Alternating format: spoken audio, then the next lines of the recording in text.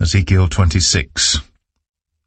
And it came to pass, in the 11th year, in the first day of the month, that the word of the Lord came unto me, saying, Son of man, because that Tyrus hath said against Jerusalem, Aha, she is broken that was the gates of the people.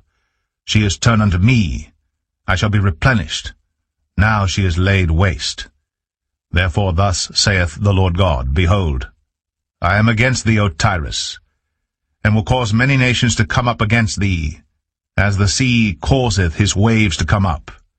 And they shall destroy the walls of Tyrus, and break down her towers. I will also scrape her dust from her, and make her like the top of a rock. It shall be a place for the spreading of nets, in the midst of the sea. For I have spoken it, saith the Lord God. And it shall become a spoil to the nations, and her daughters which are in the field shall be slain by the sword, and they shall know that I am the Lord.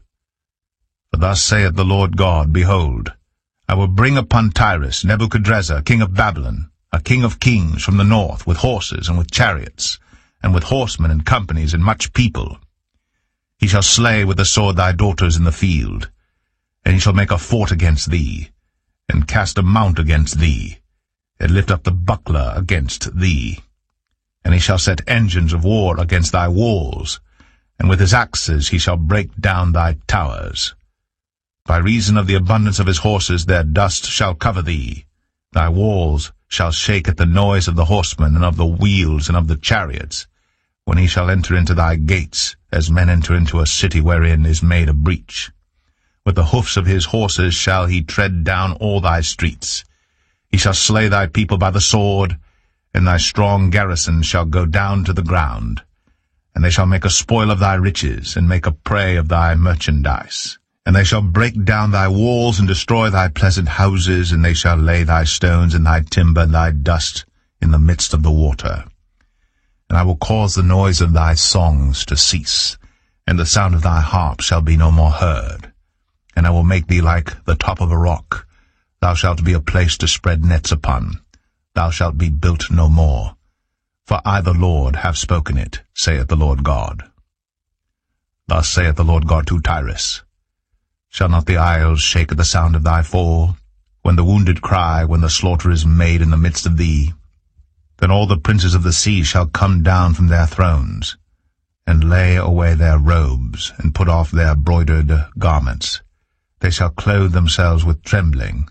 They shall sit upon the ground, and shall tremble at every moment, and be astonished at thee. And they shall take up a lamentation for thee, and say to thee, How art thou destroyed, that wast inhabited of seafaring men, the renowned city, which was strong in the sea, she and her inhabitants, which caused their terror to be on all that haunt it? Now shall the isles tremble in the day of thy fall, yea, the isles that are in the sea shall be troubled at thy departure.